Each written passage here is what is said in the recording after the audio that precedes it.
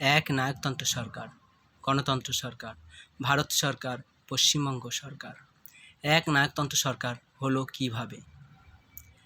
এক, বাণিজ্য নিবন্ধন শংসাপত্র পশ্চিমবঙ্গ সরকার। ২, নিবাসী পরিচয়পত্র ভারত সরকার।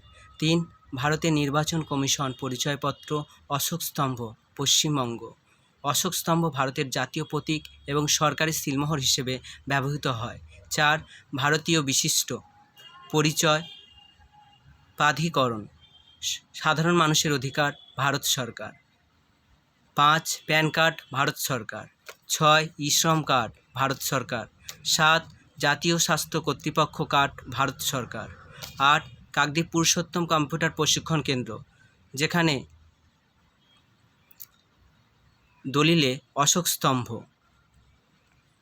এই অশোক স্তম্ভ শুধু তাই নয়, ৪ নম্বর পয়েন্ট সরকার। ৯, রেশন কার্ড পশ্চিমবঙ্গ সরকার।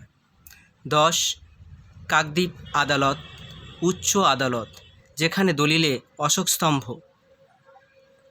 সরকার মানে শাসন, শাসন মানে একনায়কতন্ত্র, শাসক মানে এক নায়কতন্ত্র। ভারত এবং পশ্চিমবঙ্গ গণতন্ত্র সরকার, যেখানে স্বীকার করে গেল এক নায়কতন্ত্র সরকার প্রতিটি নথিতে। এইভাবে হয়ে গেল এক নায়কতন্ত্র সরকার। তারপর এক নায়কতন্ত্র সরকারের জন্ম, আইন 1961, 1962।